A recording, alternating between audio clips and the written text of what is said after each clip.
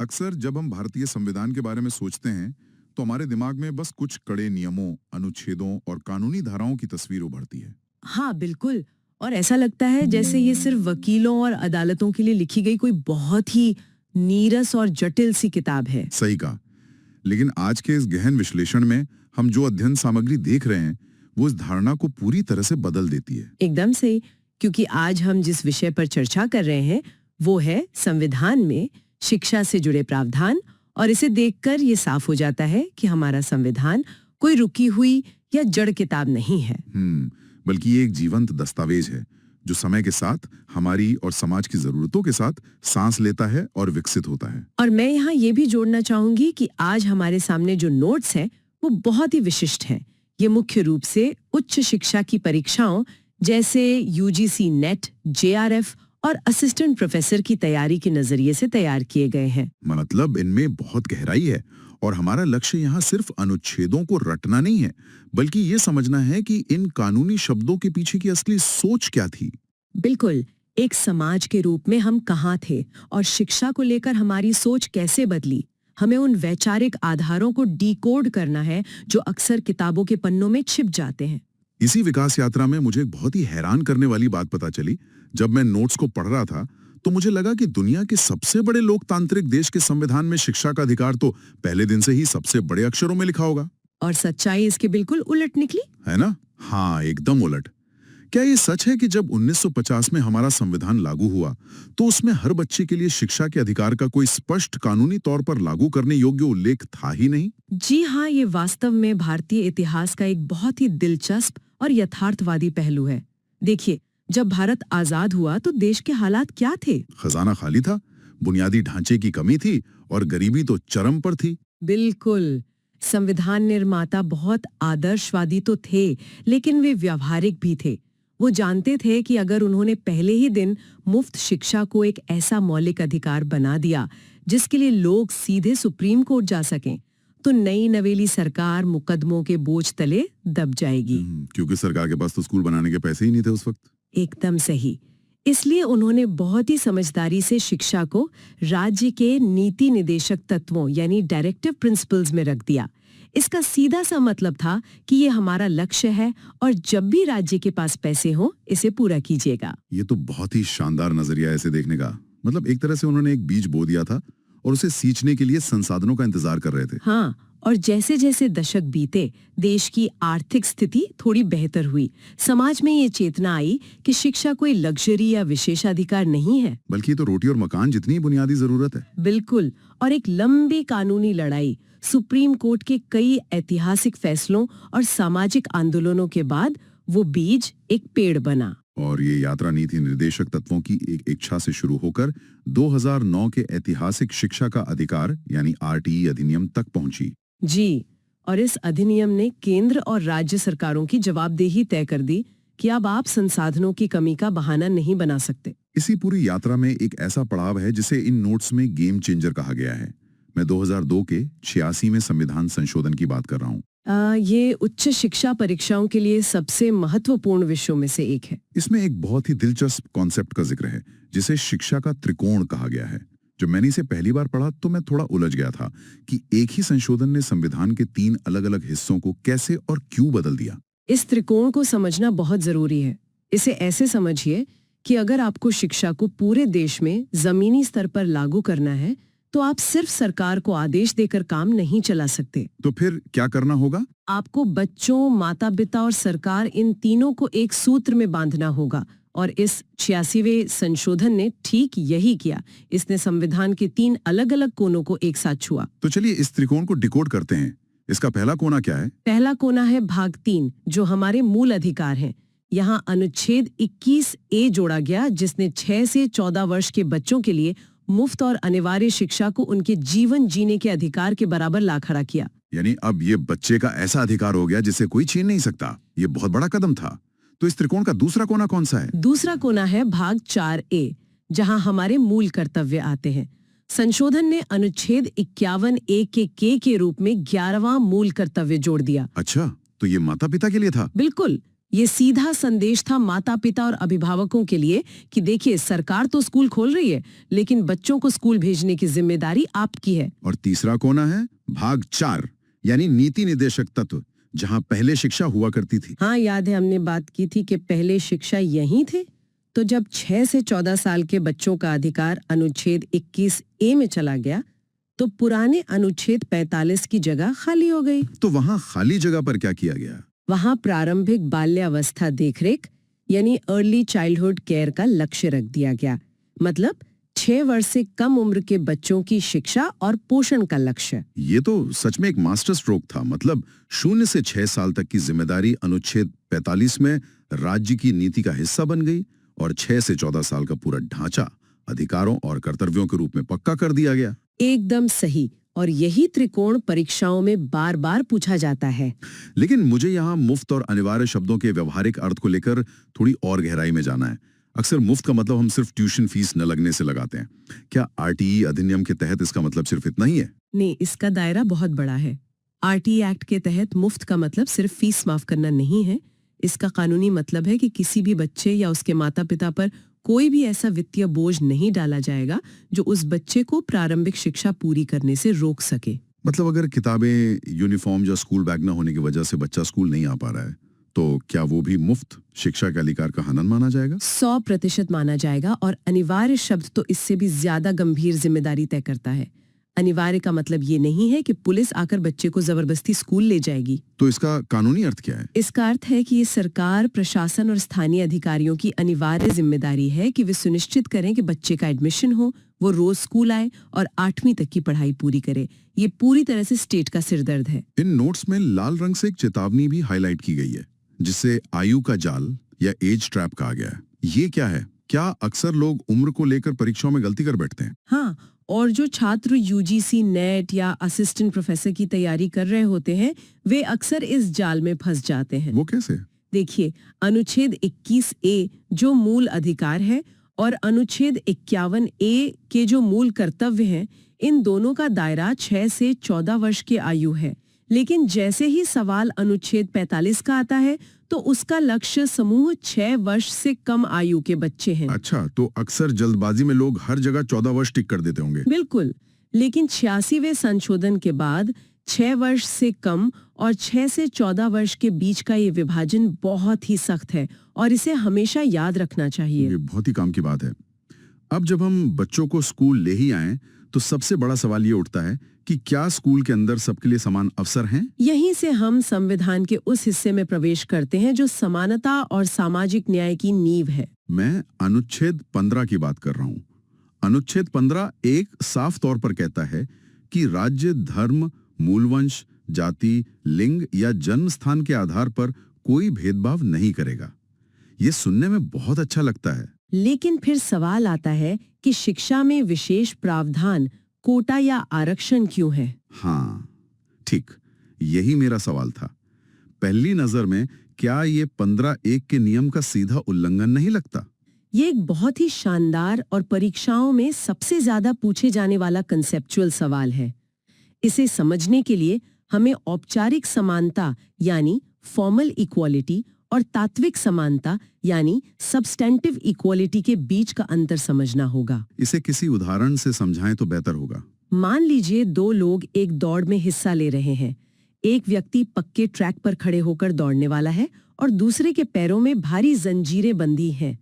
अगर आप कहें कि दोनों के लिए नियम समान है, दौड़ो, तो क्या ये सच्ची समानता है? बिल्कुल नहीं, ये तो एक तरह का मजाक हो जाएगा। संविधान निर्माता इस बात को गहराई से समझते थे।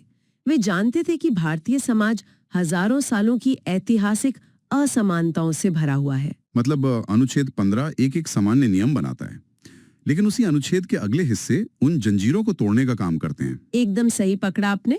विशेष प्रावधान दरअसल भेदभाव नहीं है, बल्कि वे उस शुरुआती नुकसान की भरपाई कर रहे हैं। इसी कारण से अनुच्छेद 15(3) राज्य को महिलाओं और बच्चों के लिए विशेष प्रावधान करने की छूट देता है, जैसे लड़कियों के लिए मुफ्त शिक्षा या अलग स्कूल। जी, और इसी तरह अनुच्छेद 15(4) सामाजिक और शैक्षिक रूप से पिछड़े वर्गों और अनुसूचित जाति व जनजाति की उन्नति के लिए विशेष व्यवस्था करने की अनुमति देता है।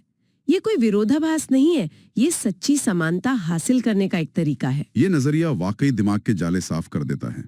इसी कड़ी में मुझे इन नोट्स में अनुच्छेद 15(5) का भी जिक्र मिला है। ये प्राइवेट संस्थानों के बारे में बात करता है। हाँ, ये 90वें संविधान संशोधन के जरिए बाद में जोड़ा गया बहुत ही महत्वपूर्ण प्रावधान है। क्या सच में सरकार किसी प्राइवेट स्कूल या कॉलेज को ये बता सकती है कि उन्हें किसे एडमिशन देना है? जी हाँ, अनुच्छेद 15(5) राज्य को ये शक्ति देता है कि वो SC, ST और पिछड़े वर्गों के लिए प्राइवेट शैक्षणिक संस्थानों में भी प्रवेश के लिए विशेष प्रावधान लागू कर सकता है, चाहे वो प्राइवेट संस्थान सरकार से कोई आर्थिक मदद ले रहा हो या नहीं। बिल्कुल, इससे कोई फर्क नहीं पड़ता।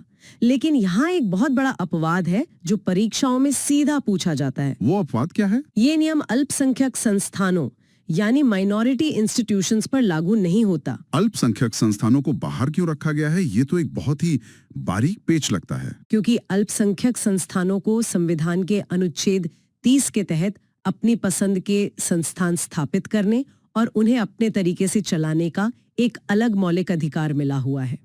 अगर राज्य उनमें भी अपना आरक्षण थोपने लगेगा तो उनका वो मूल अधिकार ही खत्म हो जाएगा। इसलिए 15(5) को अल्पसंख्यक संस्थानों से दूर रखा गया है। बिल्कुल। चलिए, स्कूल और कॉलेज की बात तो हो गई, लेकिन पढ़ाई के बाद हर किसी को नौकरी चाहिए होती है। तो जब रोजगार की बात आती है तो अनुच्छेद 16 तस्वीर में आता है, जो रोजगार में अवसर की समानता की बात करता है। हाँ, लेकिन यहाँ मुझे एक नया टर्म दिखाई दे रहा है, EWS यानी आर्थिक रूप से कमजोर वर्ग। ऐतिहासिक रूप से हमने जाति या सामाजिक पिछड़ेपन के आधार पर आरक्षण देखा है। ये आर्थिक आधार वाला मामला कैसे काम करता है? ये हाल के वर्षों का सबसे बड़ा बदलाव है। अनुच्छेद 16 के तहत 16(4)A पहले से ही SC और ST के लिए नौकरियों में प्रमोशन में आरक्षण की अनुमति देता है। पदोन्नति में भी आरक्षण? जी हाँ, लेकिन समाज का एक ऐसा वर्ग भी था जो भले ही सामाजिक रूप से पिछड़ा ना हो, लेकिन आर्थिक रूप से इतना कमजोर था कि वो प्रतिस्पर्धा में टिक नहीं पा रहा था। तो इसके लिए क्या समाधान निकाला गया? इसी को ध्यान में रखते हुए 103वें संविधान संशोधन के जरिए अनुच्छेद 16(6) जोड़ा गया।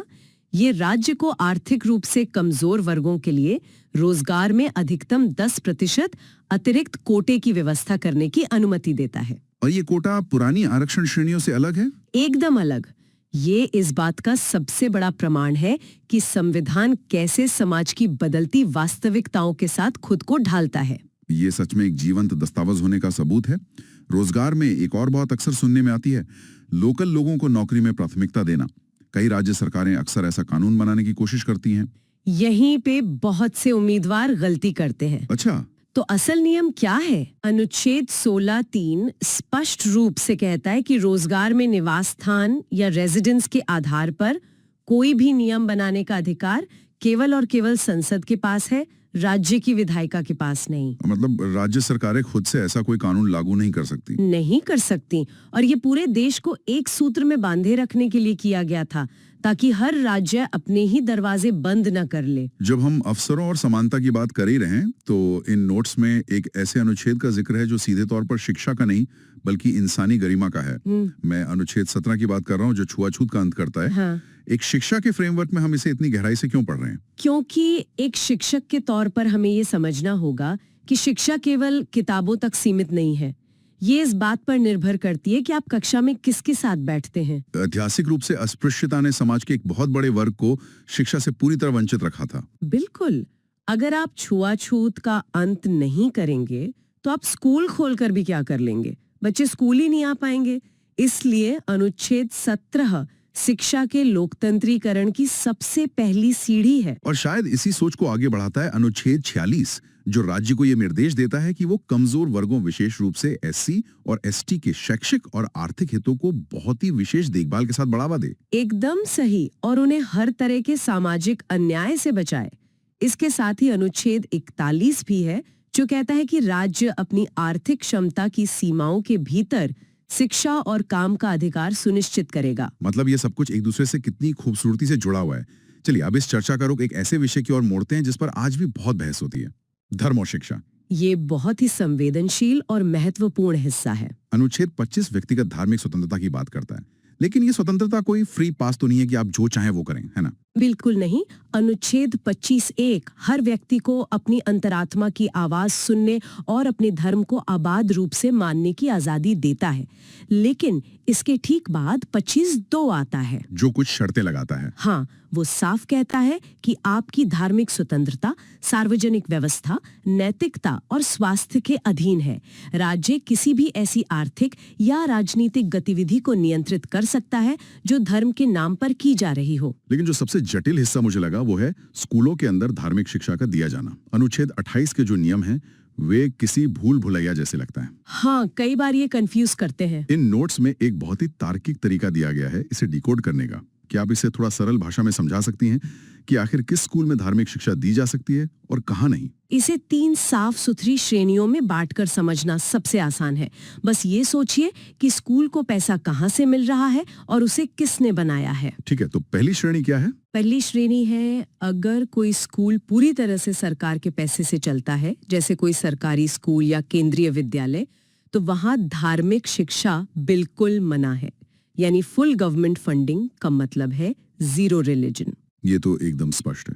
और दूसरी श्रेणी? मान लीजिए कोई स्कूल किसी धार्मिक ट्रस्ट ने बनाया है ताकि वे अपने धर्म की शिक्षा दे सके, लेकिन उसका प्रशासन राज्य देख रहा है।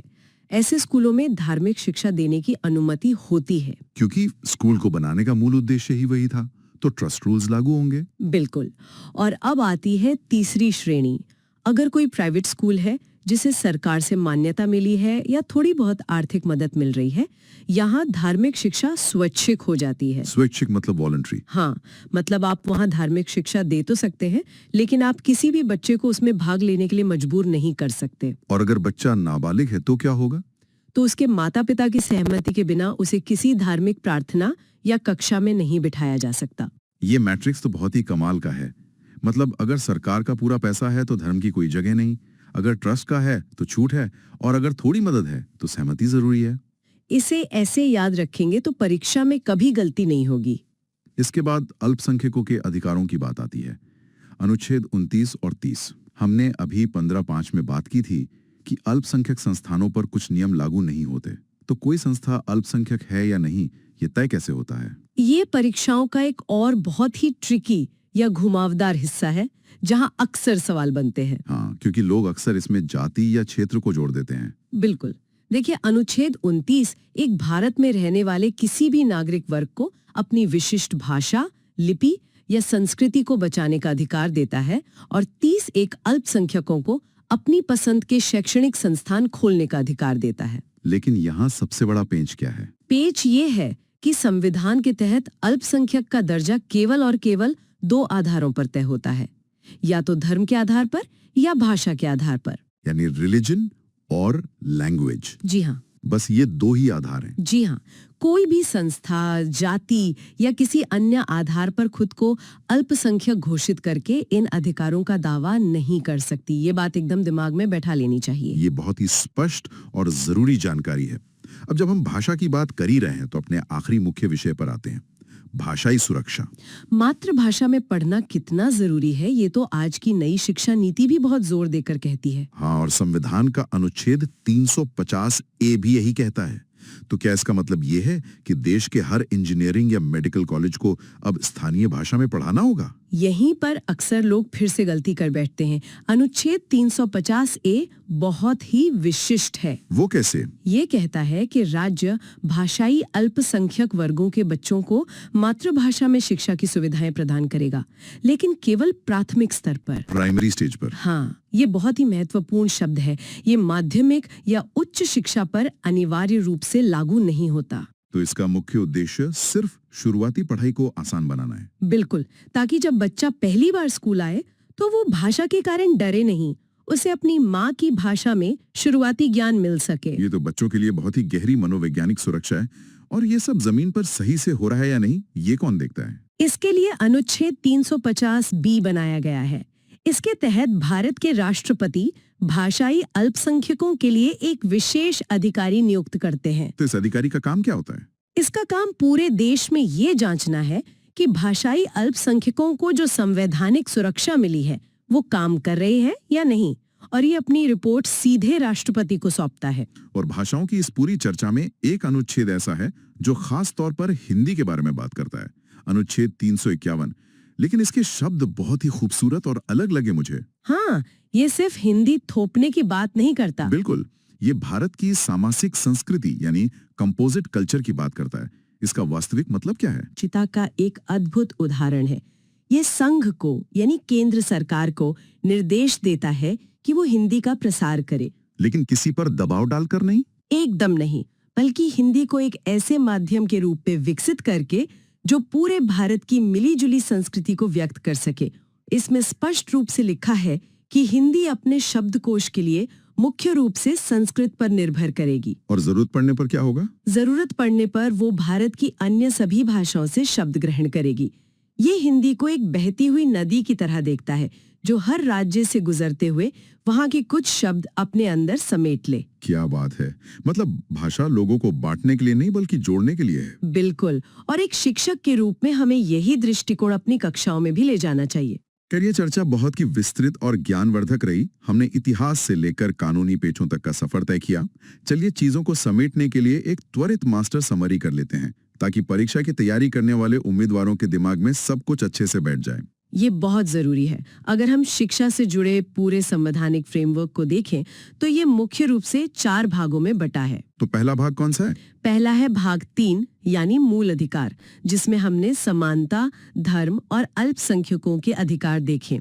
इसमें आते हैं अनुच्छेद 15, 16, 17, 21A, 25, 28, 29 और 30। दूसरा भाग है भाग 4 यानी नीति निदेशक तत्व जी, जो राज्य की जिम्मेदारियों और कल्याण की बात करता है। इसमें हमने अनुच्छेद 41, 45 और 46 को समझा। तीसरा है भाग 4A, जहां माता पिता का 11वां मूल कर्तव्य है, अनुच्छेद 51A के। और अंत में चौथा है भाग 17, जो राजभाषा और मातृभाषा की सुरक्षा से जुड़ा है, जिसमें अनुच्छेद 350A, 350B और 351 शामिल हैं। ये वर्गीकरण इसे याद रखने का सबसे बेहतरीन तरीका है। आज की इस चर्चा से ये बिल्कुल साफ हो गया कि भारतीय संविधान में शिक्षा का सफर अस्पष्ट उम्मीदों से शुरू होकर ठोस कानूनी अधिकारों तक पहुंचा है। और ये सफर अभी रुका नहीं है, ये लगातार आगे बढ़ रहा है। बिल्कुल, और इसी सफर को देखते हुए इस डीप डाइव को खत्म करने से पहले मैं एक ऐसा विचार छोड़ना चाहता हूं जो इन नोट्स में गहराई में छिपा हुआ था और जो वास्तव में हमें सोचने पर मजबूर करता है। वो क्या है? हम देख रहे हैं कि आज हमारी दुनिया कितनी तेजी से बदल रही है। सब कुछ ऑनलाइन है, कक्षाएं डिजिटल हो गई हैं, लेकिन इस तकनीकी विकास ने एक नई खाई पैदा कर दी है जिसे हम डिजिटल डिवाइड कहते हैं। हाँ, ये आज के समय की एक बहुत बड़ी सच्चाई है। एक ऐसा बच्चा जिसके पास तेज इंटरनेट और टैबलेट है और एक वो जिसके पास स्मार्टफोन तक नहीं है, दोनों के लिए शिक्षा के मायने बिल्कुल अलग हो चुके हैं। बिल्कुल अलग। न्याय संगत गुणवत्ता को फिर से परिभाषित करना पड़ेगा। ये बहुत ही गंभीर सवाल है। क्या भविष्य में शिक्षा का अधिकार अनिवार्य रूप से इंटरनेट और डिजिटल उपकरणों तक पहुंच के अधिकार में बदल जाएगा? ये एक ऐसा सवाल है जो ये साबित करता है कि संविधान की विकास यात्रा कभी खत्म नहीं होती। ये बस अपने अगले अध्याय की तैयारी कर रही होती है। एक शिक्षक और एक नागरिक दोनों के रूप में ये आने वाले कल की सबसे बड़ी चुनौती है जिस पर हमें आज और अभी से विचार करना शुरू कर देना चाहिए। तो इसी गहरे विचार के साथ हम आज के इस गहन विश्लेषण को यहीं समाप्त करते हैं। सीखते रहिए और अपने आसपास की दुनिया के पीछे के क्यों और कैसे पर सवाल उठाते रहिए।